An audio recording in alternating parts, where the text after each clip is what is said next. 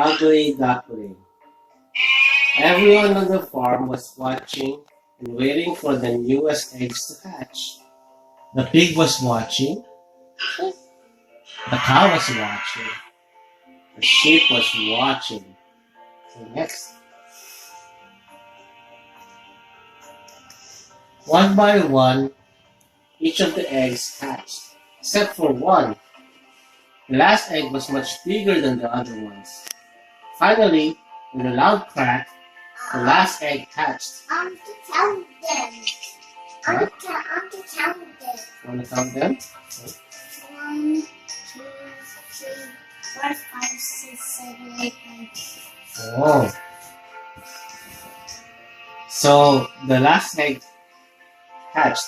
The pig gasped, the cow gasped, and the sheep gasped. The other ducklings were small and yellow. This one was big and gray, with a funny white spot on her head. Hold on, Jiro. Yeah, The other ducklings were pretty. This one was, well, ugly. ugly.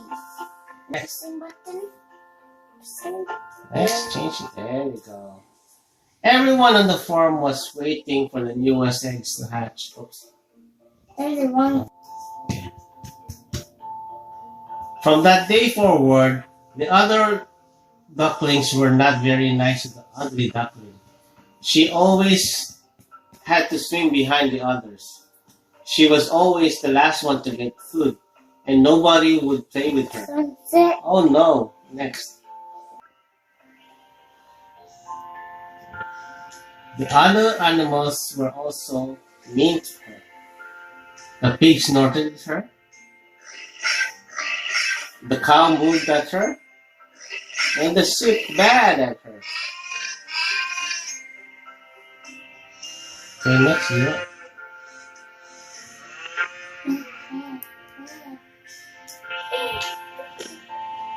One day, the ugly duckling decided to run away. While everyone else was sleeping. She slept under the reeds next to the river. It was cold and the duckling was lonely. But nobody could be mean to her when she was on her own.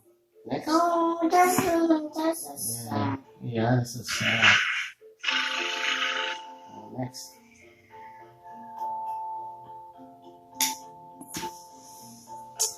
The next day, the duckling woke up to find a giant paw next to her.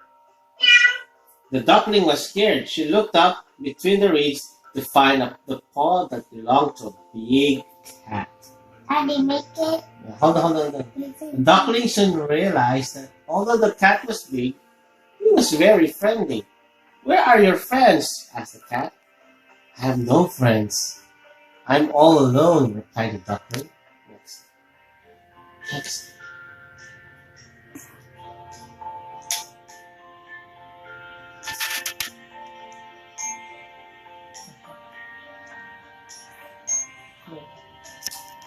"Come with me," said the cat.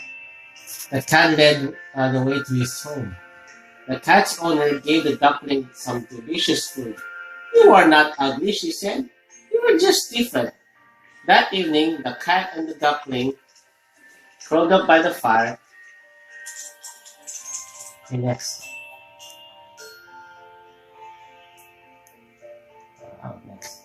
Every day, the duckling was getting bigger and bigger. One day, the cat said, "Wow, your white spot is getting bigger and bigger." The duckling looked down at her body, and she was amazed. She was turning white. "What's happening to me?" the duckling wondered. Next. The duckling liked her new home, but she wanted to be with friends who looked like her and to be able to live in the water. Every day, the duckling looked out the window and saw a large, beautiful white swan flying past and swimming on the lake. "They will never let me be their friend. They are too beautiful and majestic," said the duckling. Yeah. Oh. And they pushed. One day, the duckling wanted to stretch her wings so that she waddled to the nearby lake. She stayed away from the beautiful white swans. She did not want them to hiss at her.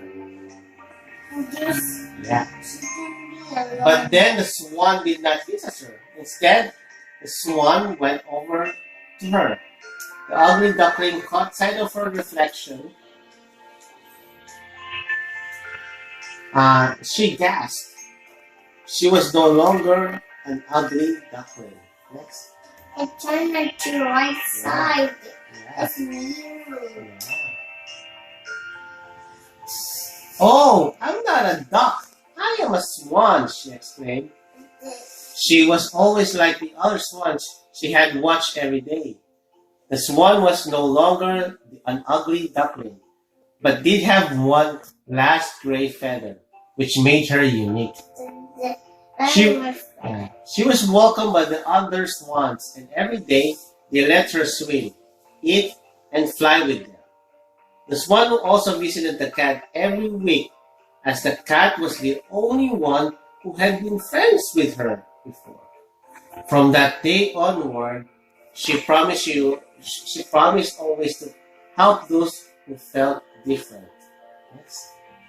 And they lived happily ever after. The end. The end. I'm the first